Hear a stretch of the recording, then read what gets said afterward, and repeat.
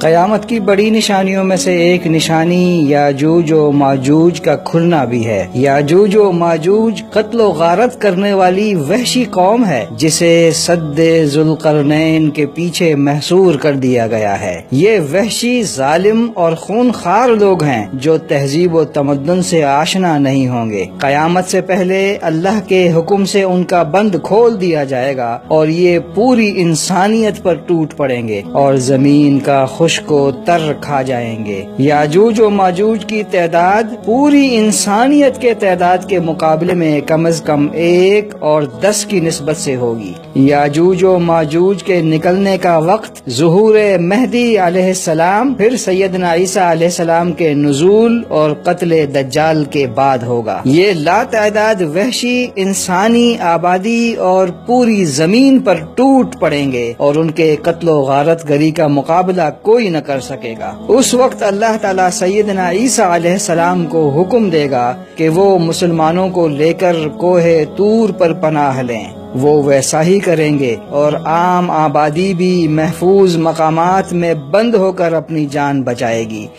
باقی انسانی آبادی کو یہ وحشی قوم ختم کر ڈالے گی اور زمین کے دریاؤں کو بھی چاٹ لے گی۔ اللہ کے رسول صلی اللہ علیہ وسلم کے مختلف فرامین کا مفہوم ہے۔ اللہ تعالیٰ یاجوج و ماجوج کو کھول دے گا تو وہ تیز رفتاری کے سبب ہر بلندی سے پھسلتے ہوئے دکھائی دیں گے۔ وہ بحیرہ طبریہ سے گزریں گے تو سارا پانی چاٹ لیں گے۔ اس بحیرہ سے جب ان کا آخری گروہ گزرے گا تو وہ دیکھے گا کہ پانی خشک ہو چکا ہے، تو وہ تر مٹی دیکھ کر اندازہ لگائے گا کہ یہاں کبھی پانی ہوا کرتا تھا۔ بحیرہ طبریہ سے گزرنے کے بعد جب لاکھوں انسانوں کو قتل کر دیں گے تو بیت المقدس کے قریب جبل الخمر پر چڑھ جائیں گے اور کہیں گے کہ ہم نے زمین والوں کو قتل کر دیا ہے، آؤ اب آسمان والوں کا خاتمہ کریں۔ وہ اپنے تیر آسمان کی طرف پھینکیں گے اور اللہ کے حکم سے وہ تیر خون آلود ہو کر واپس آئیں گے۔ یہ ان کی آزمائش کے لیے ہوگا تاکہ وہ سمجھیں کہ ہم نے آسمان والوں کا بھی خاتمہ کر دیا ہے۔ اس وحشی اور سفاک قوم سے انسانوں کو نجات کیسے ملے گی؟ ظاہر ہے کہ ان کا مقابلہ کرنا انسانوں کے بس کی بات نہیں ہوگی۔ اس بات کی وضاحت رسول اکرم صلی اللہ علیہ وسلم کی ایک حدیث سے ہوتی ہے۔ آپ صلی اللہ علیہ وسلم فرماتے ہیں، سیدنا عیسیٰ علیہ السلام اور مسلمان اللہ تعالیٰ سے گڑ گڑا کر دعائیں کریں گے کہ وہ انہیں اس آفت سے نجات دے۔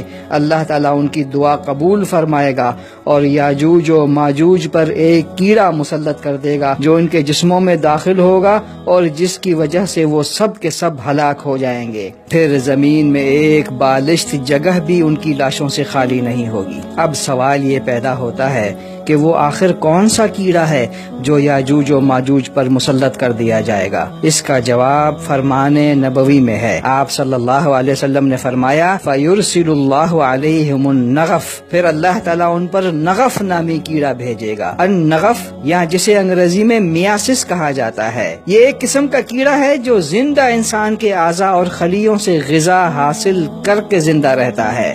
یہ مال مویشی کے لیے خطرناک کیڑا ہے جو پورے مال کو ہلاک کر دیتا ہے۔ صرف آسٹریلیا میں اس کیڑے کی وجہ سے سالانہ $170 ملین کا نقصان ہوتا ہے۔ مختلف ممالک میں یہ کیڑا انسانوں کو بھی لگتا ہے۔